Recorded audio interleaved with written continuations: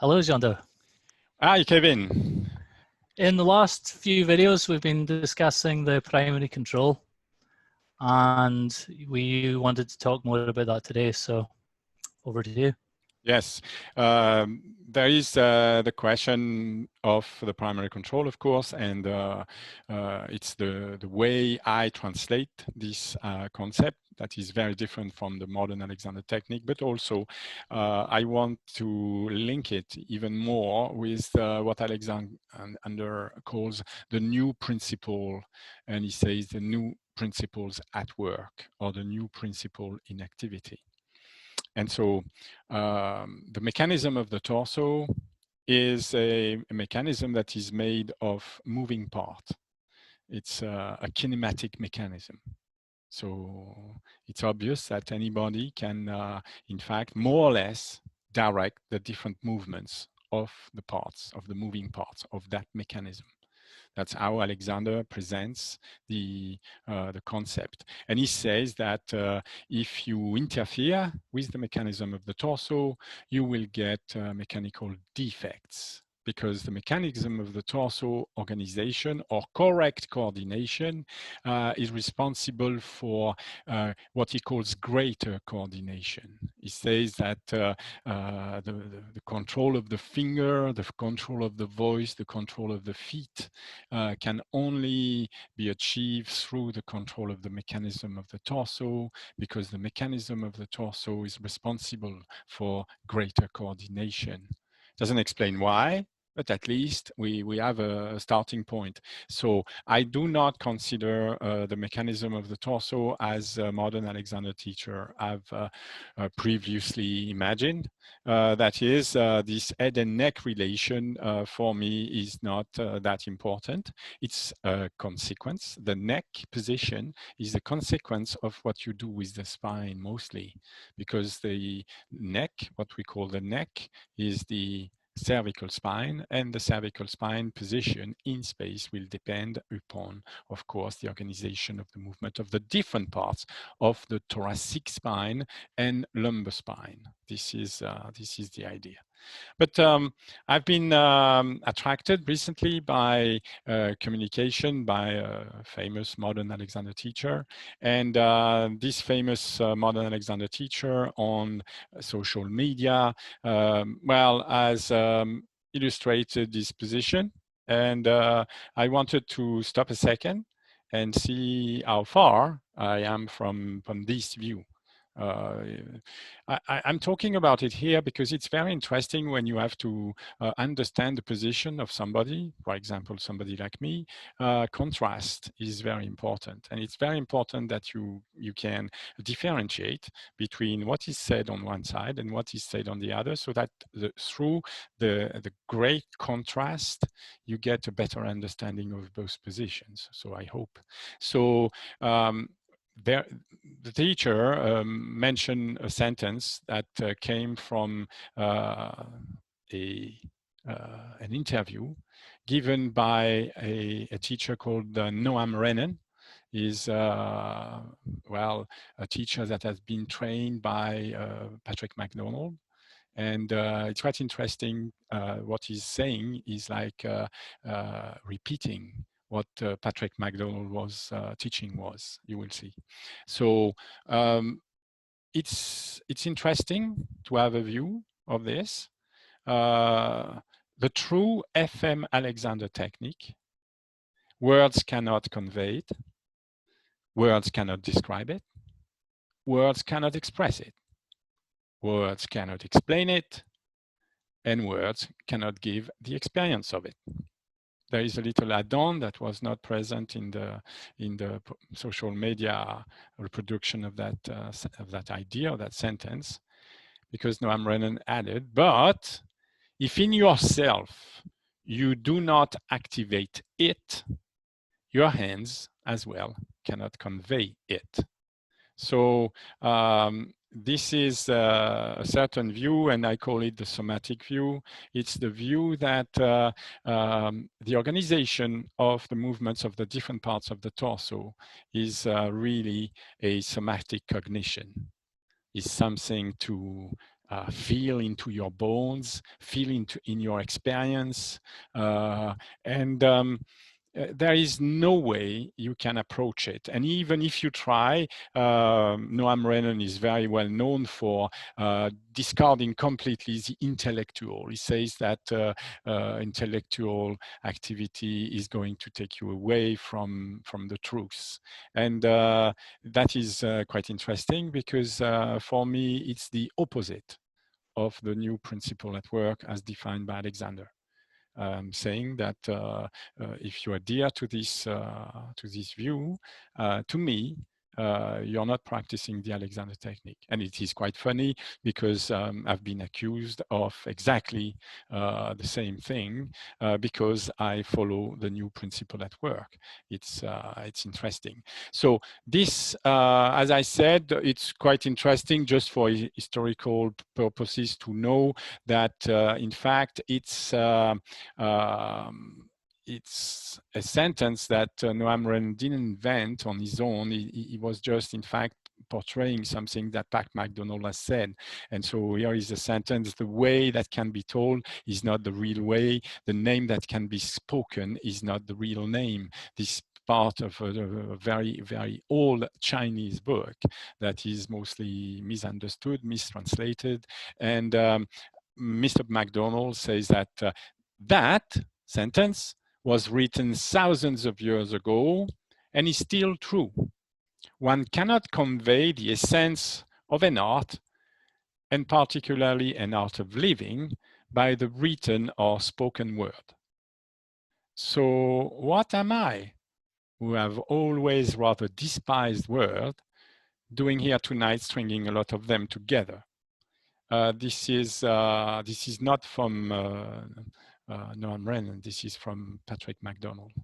And so when you compare this with Alexander's description of the new principle at work, he says in the whole procedures, we project messages. And he says we project messages which hold in check the familiar habitual reaction. These are verbal orders of prevention of unwanted movements.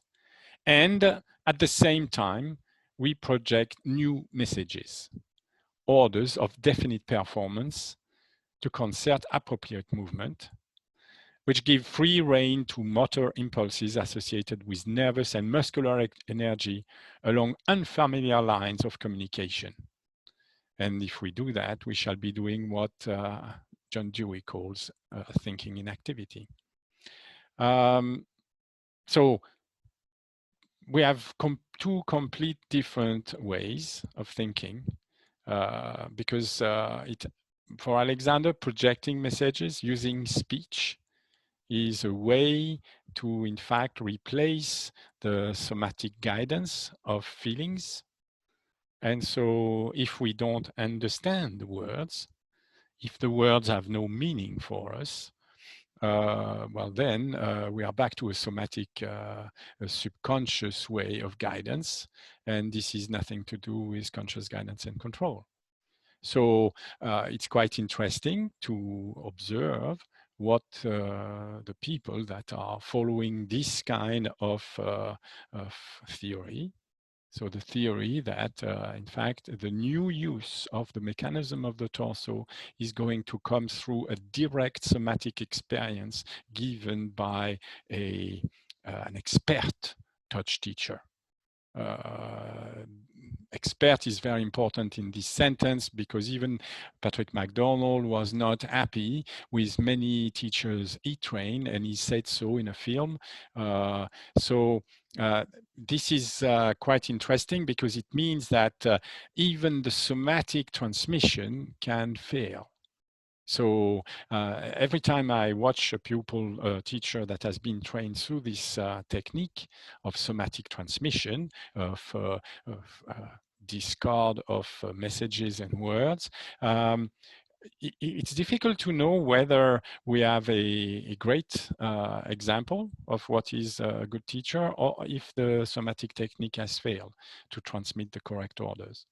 But for Alexander, we can, in fact, be clear what he's showing when he's working with a pupil. We have two films showing what he does, and we can always compare the position of the different parts of the torso as he has moved them together in a coordinated fashion to obtain a position, and compare with the position we can see when a teacher trained in this branch of the Alexander technique, or any other branch, by the way, because Walter Carrington, for example, that led a different branch, nonetheless admitted that never was Alexander responsible for his way of teaching with the hands, because he learned teaching with the hands through Peter MacDonald, that invented a way, because apparently during the first training course, Alexander did not teach them, or was not capable of teaching them, or did not want to teach them how to use their hands. And so here we have a sentence where Alexander makes a comment. He says that the necessary correction of physical and mental faults that I am advocating is a different thing from the attempt to mold a child into one particular preconceived form.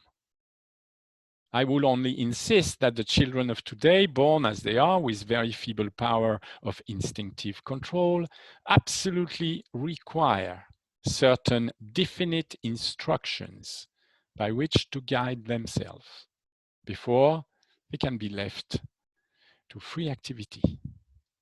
And these directions must be based on a principle that will help the child to employ his various mechanisms to the best advantage in his daily activities. These directions involve no interference with what the child they represent, and with what the child they represent merely a cultivation and development of the means whereby he may find adequate and satisfying release for his potentialities. So Alexander sees faults in the use of the different movements of the parts of the mechanism of the torso. And he says that his technique is a very different thing from the attempt to mold an individual into one particular preconceived form. Well, of course, he's talking about children here, but as we are all children of Alexander in a way, I assume the fact that I think that it's the same for us. We are not,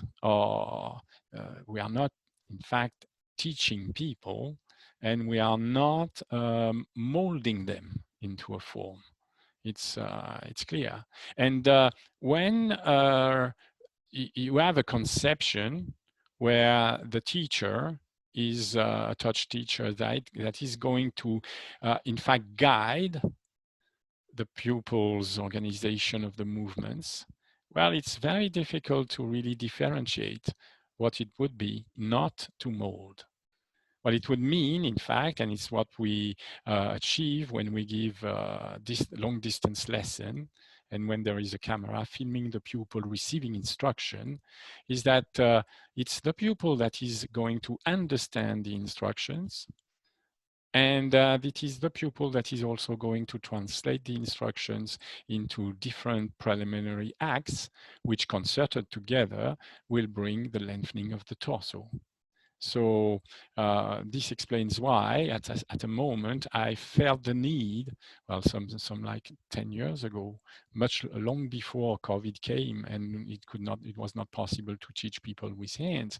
I started to decide not to use hands, and to see whether the pupil could, in fact, well, they required definite instructions of inhibition, and definite instructions of actual performance, of definite performance. And I wanted to see whether it was this concept of conscious guidance and control was possible. Is it possible to, in fact, come back defects? So I was thinking of defects. So when I look at different modern Alexander teacher in their practice, these are pictures they publish on the net. And when I see the person holding a leg, for example, and I look at the organization of the different parts of the torso, well, it is clear for me that I can see very, very stark defects, that the head is very far back relatively to the parts of the torso. The lower part of the torso in this picture is really, really far, in fact, forward relatively to the head, as if in leaning back, the head had overrun the torso backward very fast. And so we see in this way that there is a very strong interference with the mechanism of the torso, in that it is shortening and narrowing. So that is, well, some fact that you can check. You can, when you film yourself practicing any sort of activity, sitting, standing, holding something with your hands, you can see whether you are interfering or not with the mechanism of the torso. And there are many, many examples like this. Well, this is one thing. But there is a problem, is that one has to recognize the defects. And there are many, many pictures on the net that are posted by teachers who advertise their work. And apparently, if they advertise their work with these pictures, it means that they do not recognize the defects.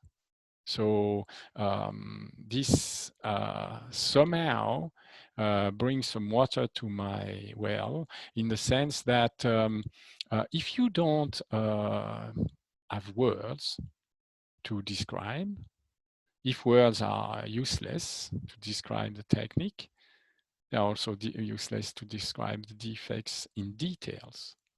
And so people are not reading Alexander's books, and they are reading them, but when they read, they don't really portray what Alexander is saying, because Alexander is quite clear when he shows, in fact explains what are the mechanical defects he sees in his pupil. Well, the first thing is that it's obvious that these defects he's describing are visual, of visual origin. They're not something he feels. He says that, for example, there is a protruding abdomen. Well, when there is a protruding abdomen, the abdomen is protruding relatively to something. So the abdomen is protruding most of the time relatively to the upper torso. So we can see that the upper rib cage is very far back, so that it's clear that the sternum is leaning back at the top. Well, if that is the case, if you have at the same time the middle torso too far forward and the upper torso too far back, you will see a shortening at the back. You will see a lumbar curve that is extremely deep. It's a consequence, yes? And you will see also that the shoulder blades are too far backward. The whole manner of use of the different movements of the parts of the torso is incorrect. So what Alexander says here has some importance, because he says it is obvious then, as soon as the mechanical defects are recognized, all possible means should at once be employed to restore the maximum standard of mechanical functioning. And he says, in order to accomplish this, a knowledge of the motive, adjusting, guiding, and controlling principle of the mechanism is needed. In the case of the human mechanism, a knowledge of the psychomechanical principles involved is necessary to their coordinated use. And this knowledge implies the possession of a sensory appreciation which is reliable. So I must stop a second on this idea, because it has very often been misconstrued because of the last part of that paragraph. Because in the last part of the paragraph, Alexander is saying that this knowledge implies the possession of a sensory appreciation which is reliable. And most modern Alexander teacher, believing in the somatic transmission of knowledge, have,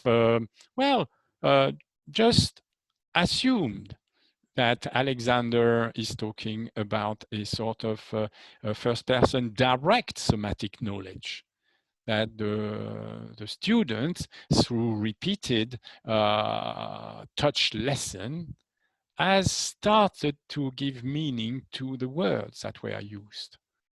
I beg to differ with that interpretation, and I will try and show why.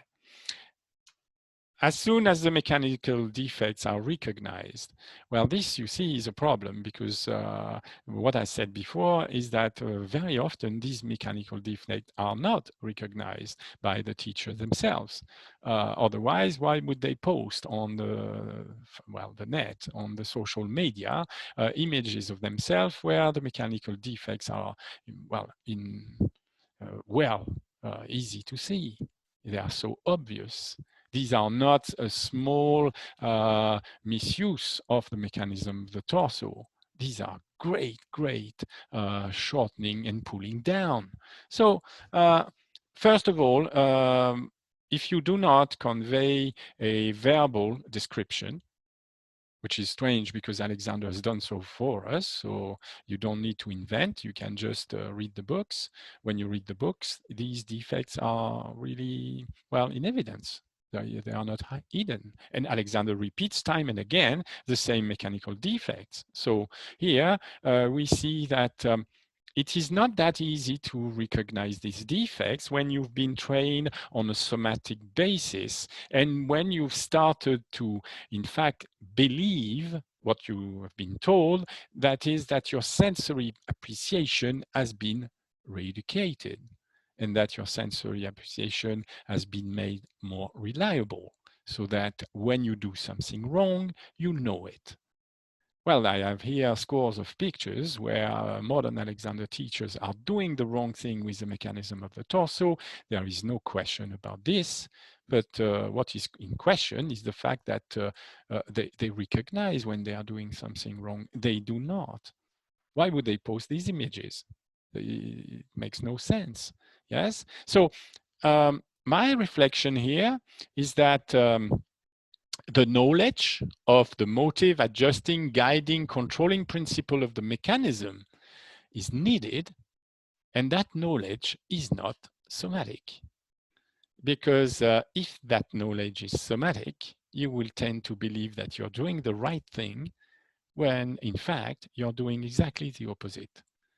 I'm certain that this teacher, when they control somatically, which is they feel what it is they are doing during their touch lesson, they feel that they are doing the right thing. They don't feel that it's wrong. They feel that it's right. They feel they are easy.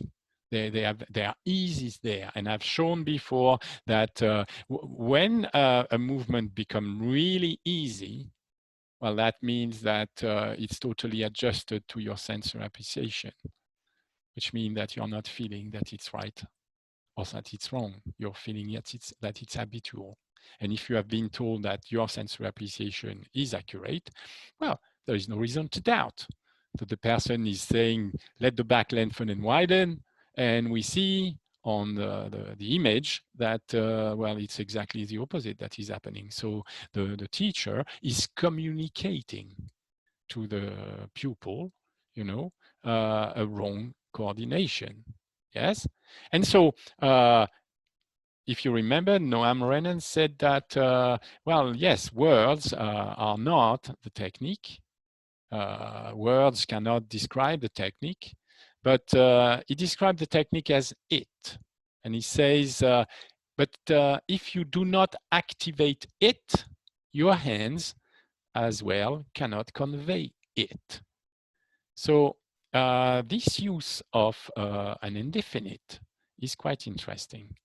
Very often you use an indefinite to magnify.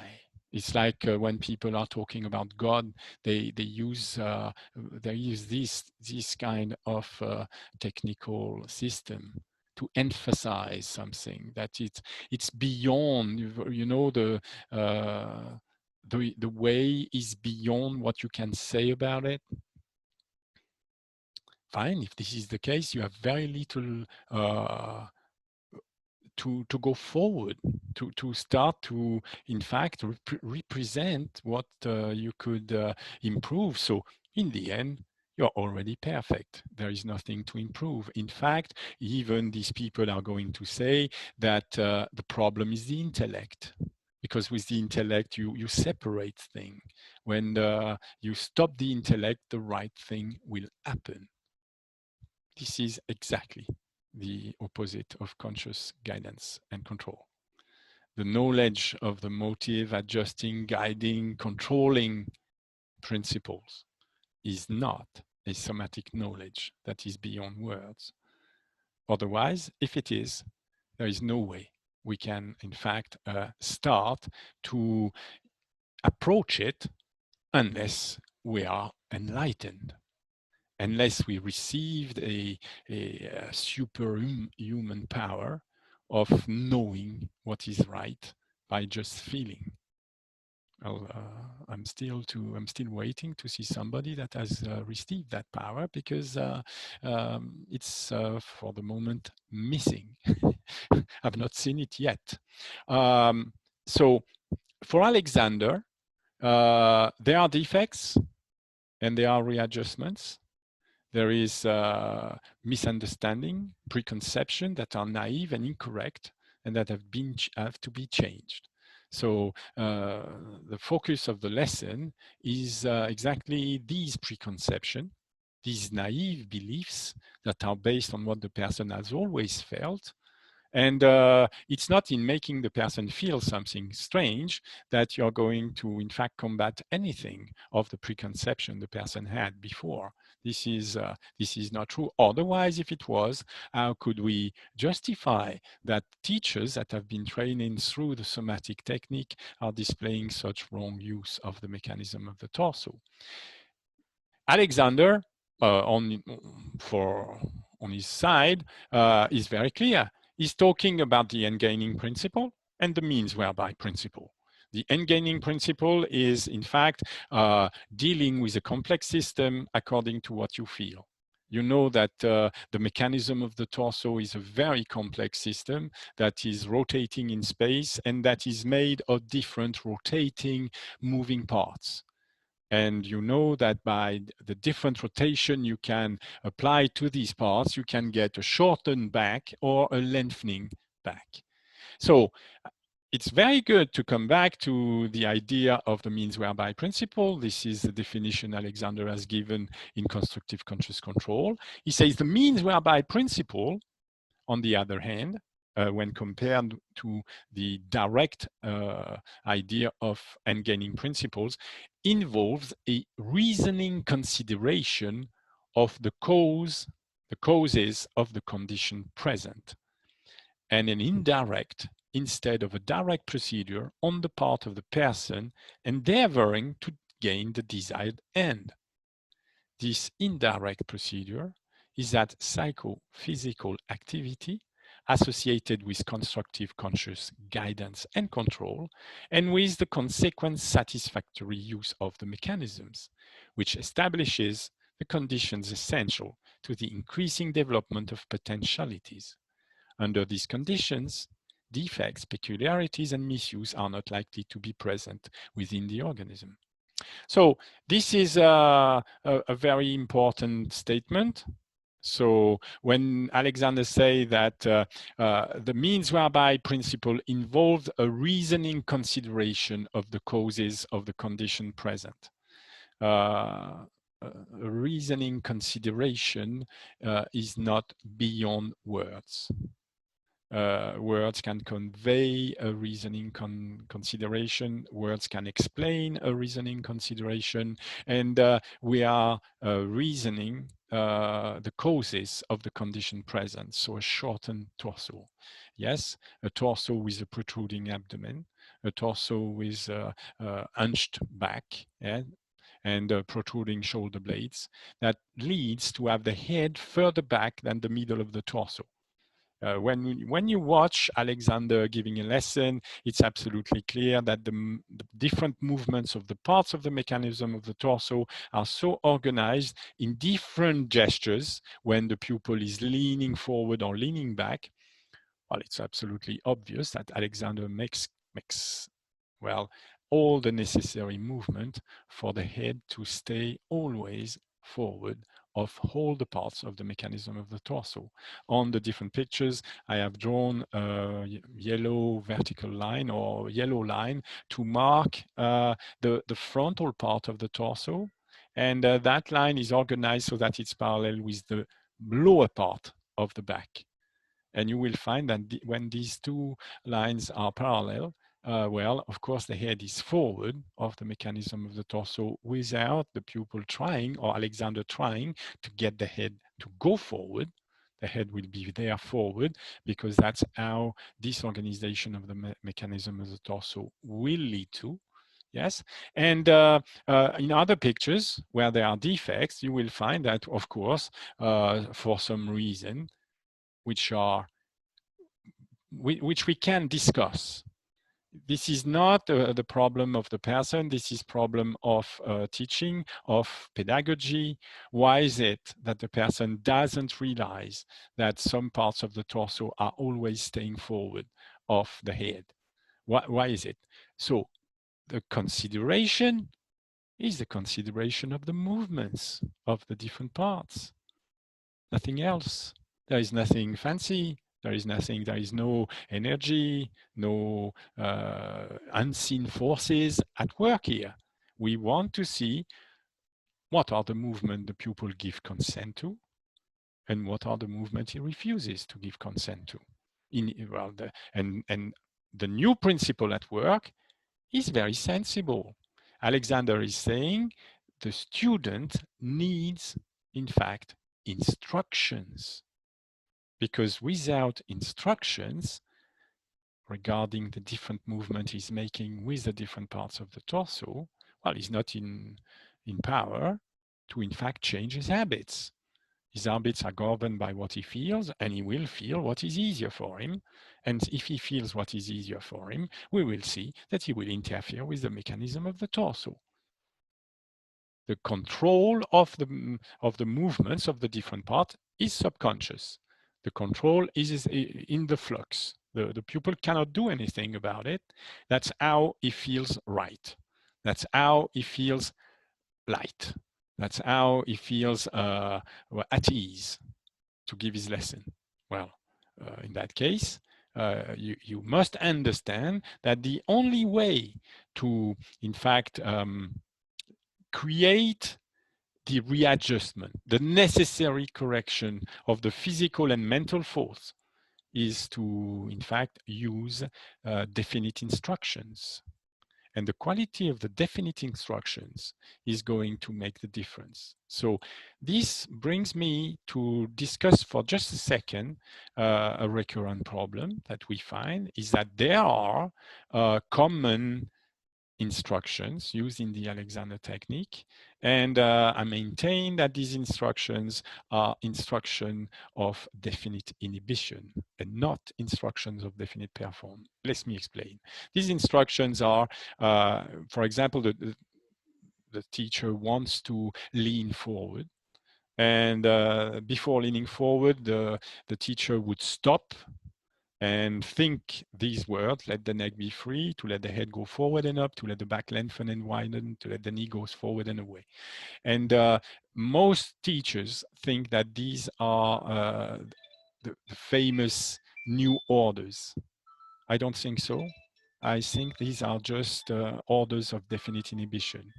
If the pupil was to, in fact, follow these orders, well, let the neck be free, for example, Alexander repeats in these two first books that if the pupil tries to, in fact, do these orders, he will just be doing what is always done with the neck, because the problem of neck free does not come from the neck. It comes from the correct coordination of the different movements of the parts of the torso. So let the neck be free is not an order of definite performance. It's not what we call a new order. The new directive orders are different. Yes, the new directive orders have to be defined for each pupil, and they have to give some light onto the movements that we want to see inhibited, and the movement that we want to see, in fact, performed at the same time by the pupil. So these orders are not described in Alexander's books.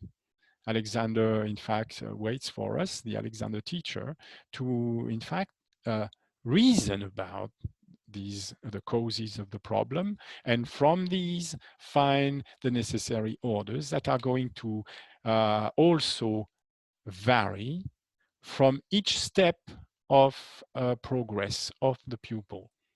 Very often my pupils are surprised because they discover after a few lessons that the orders that we repeated and performed and checked to see whether these orders were correctly performed during the experiment, because it's one thing to give an order or to give a message.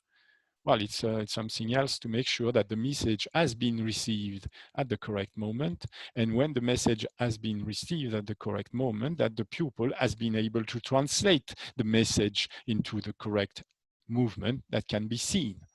It's obvious that at first, when you give an order to the person, well, the person will have great difficulty understanding what you talk about, because the person has no habit of directing movement using definite instructions, that I can tell you for sure. I always, in the whole lesson, I continue to ask the pupil to perform simple acts. But I use a technique in which the simple acts the person has to perform are, in fact, to be subordinated to speech instructions. I say, I would like you to point the tip of the right index finger to the top of the left shoulder, for example. And it's astonishing to see at first, and well, many adult pupils that have a great background in movements, music, dance, or science, how difficult for them it is to translate. They make first like a spontaneous movement with any finger relating to any shoulder, and they tend to even forget the words, the very words of the instructions, because people are not used to, in fact, guide their behavior using definite instructions. It may sound surprising or maybe silly. It is not at all. It is a real part of the teaching of the initial Alexander technique to be in the situation of being, in fact, subjected to many instructions that use a very clear, precise determination of the movement that wants to be seen on screen.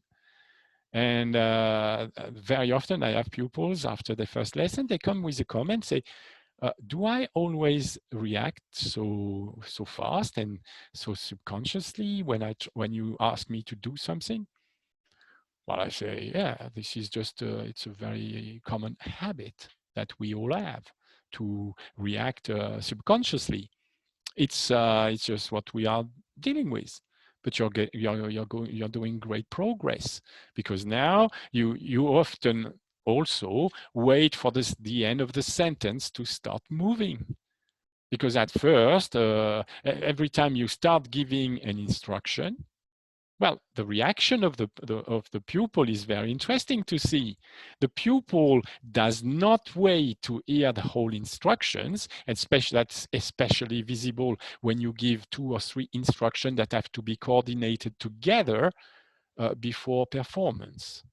Well, you will see that the person is performing each instruction one after the other. And this is not a problem of strict inhibition. It's a problem of the use of speech. People are not adept at using speech and inhibiting actions with it. When you use speech, it's like a young baby. You expect him to react immediately. Well, no. First, he has to hear the instruction. Second, he has to understand the instruction. Third, he has to represent what sort of movement the instruction should lead to. So there is a delay. Most of the time, the pupil does not give himself the delay. The pupil is already in action because instructions are for action. Well, there is a necessary time to, in fact, represent what a directive order can mean. Yes, you have to have a sort of distance regarding the directive orders, and then from that you will discover the power of instructions. You cannot have any power of instruction if at first when you give an instruction and you see that the person is not performing that instruction, you say, yes, you see, instructions are useless. Because of faulty sensory appreciation, the person does not even realize what she's doing when she's performing the instruction. So directive orders are useless. Of course not. Directive orders are the power. The power of change is in the directive orders, but you have to allow for reeducation. It's the use of the instruction that is incorrect. Doesn't mean that the instructions are useless. It means that we need to re-educate our ways of using instruction. So when we read Alexander, the same problem will arise. It's obvious that most people are just reading a sentence and immediately making a judgment. I like it or I don't. It strikes a chord in me or not, or it uses words like, I don't know, race, nature, or words that are, in fact, first of all, striking a chord and making us react emotionally. And it's very important to learn to, well, inhibit that kind of response, because that kind of response is not going to give you the power to reason and to understand what is really written. Very often, Alexander there is this business about a famous passage in the Man Supreme Inheritance where there is this question of race culture. Many teachers believe that Alexander, for that, was a eugenist, a racist of the worst kind. But it's very interesting to read that passage again and to see how it unfolds. Because Alexander is very good at sometimes, well, voicing what other people say. He's not pointing the finger. He's not saying they are saying this. He repeats it, and he starts to destroy the reasoning afterwards. So if he, in the end, he destroyed the reasoning of a eugenist, is he a eugenist himself? Is he a racist himself? That's well, you have to use a reasoning that is at the level of the book you're reading. Alexander does not write, comics. He writes books where he asks us to reason. So the subconscious tendency that we have has to be counteracted. We need strategies, and strategies are verbal. We have to know how to curb our tendencies. We have to know that we have these tendencies, and we have to refuse to continue in that direction. We have to think, okay, it's necessary to become a bit more reasonable. It's necessary for sake, and it's necessary for us as a group. So when Alexander, once again, I'm going back to this idea that a person is leaning forward. This is the idea. It's a very practical thing. You're leaning forward to reach something. You may want to touch somebody or something. You may want to just stand. When you stand, you have to bring the torso forward, yes, in order to go up. And so in this leaning forward, here what Alexander has to say. It is important to note here that the imperfectly coordinated person tend to shorten the stature and pull the head back in making this movement forward, that is inclining the torso forward from the sitting upright position, bringing the torso toward the legs. Unless, therefore, the pupil remembers this subconscious tendency to shorten and attends to the new directive orders, which will counteract this subconscious tendency, his whole habit will prove too strong for him. And at the first touch from the teacher to bring his body forward, though his touch may be so light that it would not move an inch thick pine board of the same length and width at the torso of the pupil, the latter will start to move forward at a ratio of, say, 75% subconscious response to his old habit, and only 25% conscious response to the new directive and guiding orders. So we, in moving the torso forward to lean, we do not feel that we are shortening the torso. I remember when I was a very young student, I just started to train to become a touch Alexander teacher, a teacher of the modern Alexander technique that uses touch. I often went to see the McDonald school at the time. And the teacher, I liked him because he was very forthright. He was not telling me, you know, some person are really shortening the stature when they lean forward. That was the style of my school.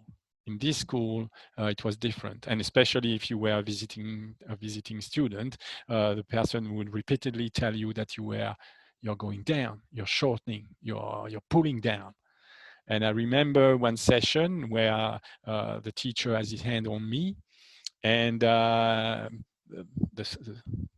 class was looking at us, or more or less observing what was going on.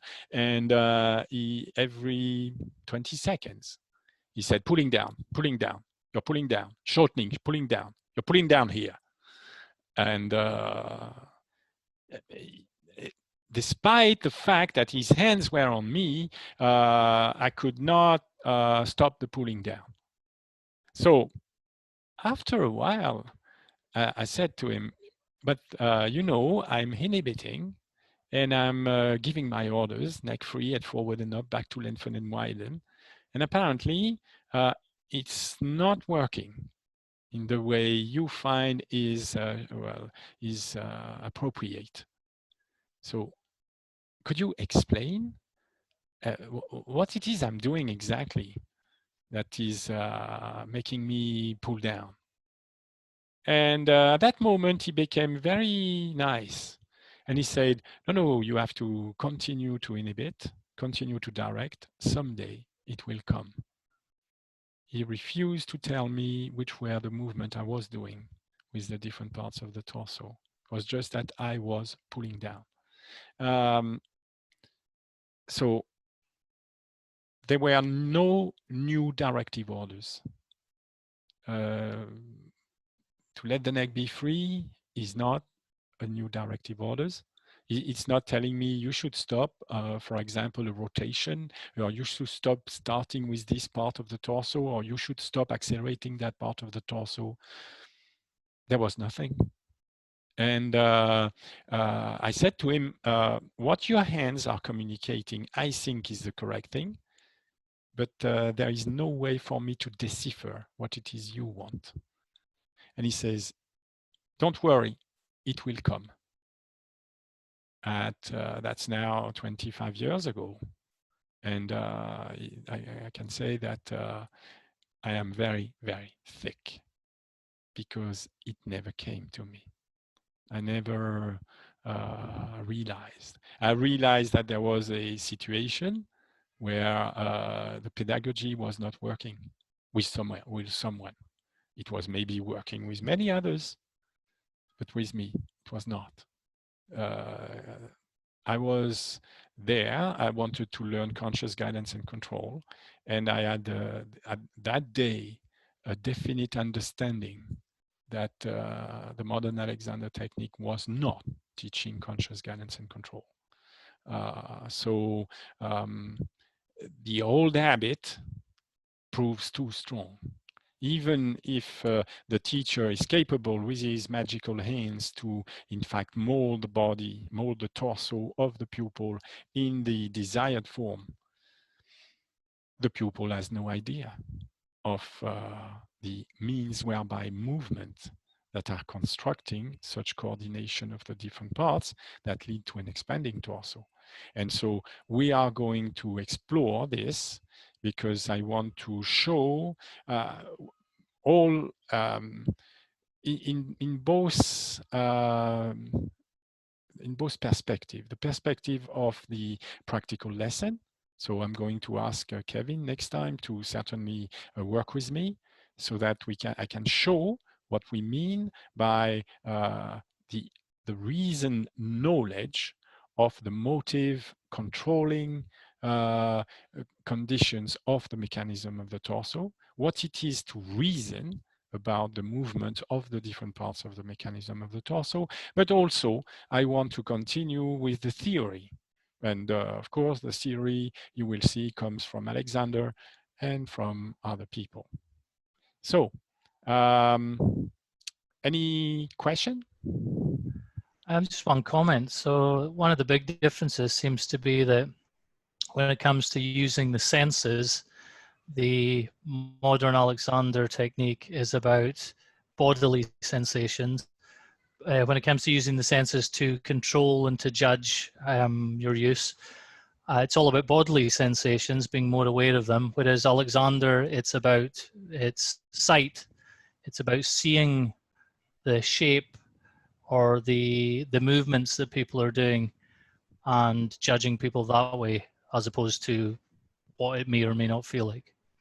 Well, yes, and when you just imagine that Alexander invented the technique, and he invented the technique using mirrors. If it was about feelings, what would mirror would be completely, useless. If he had suddenly discovered the correct feeling that corresponded to that correct coordination of the movements of the part of the torso, I don't see what mirrors would come, why they would come into the picture. No, Alexander had to use different mirrors. We know that. And we know that when you look at yourself in one mirror, you get a certain distance. But if you do organize 3 mirrors so that you can see yourself from the front, the side, and part of the back, suddenly your representation of your own movements in space get a completely new impact on yourself, because you suddenly realize that your feelings are telling you next to nothing about this organization as a whole, and that your feelings are forever going to be insufficient to guide these movements in practice. You need something of a higher level. You need rules and you need principles. And rules and principles have one basis. They only exist through the use of speech. They do not use through feelings. It's impossible to imagine a feeling principle, a feeling that would be so generic that its hierarchy is so much higher than any other feelings. That makes no sense. Principles are not in feeling. It's absolutely obvious. Knowledge in feeling is really naive. It's really the lowest level. John Dewey used to call it the primitive mind of sense. What sort of principle can you, if the technique is based on principle, then it's not somatic. It's as simple as that, because anything you can say about the somatic, well, is not it, because the somatic cannot be, in fact, described in words. So well, I think that it's impossible to relate the Alexander technique and the conscious guidance and control with that somatic movement. I think there is a divide in between that is so great that there is no way to reconcile the two. So yes, you're right. We do not care for what we feel.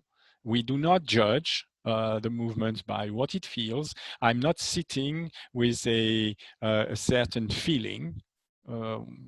I sit every day, and every day the feeling is completely different. There is no constant in feeling. Even if somebody someday can give you a very interesting feeling of some connection between one movement and another, well, the next day it's gone, because your feelings are never going to reproduce it. Feelings are not reproducible. You cannot, you cannot speak about it, but you cannot repeat it either. You know, what you felt when you had your first banana will never repeat itself. You may eat 1,000 banana and you will never recognize the first one, because every time it's going to be something different. There is no criteria or criterion, as Alexander said. Criterion. We need a criterion. We need something to tell what is the correct organization of the different movements.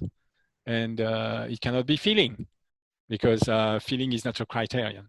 You cannot And anyone measure. can go back. Yeah. Anyone can go back to Alexander's books and see he talks about reason constantly.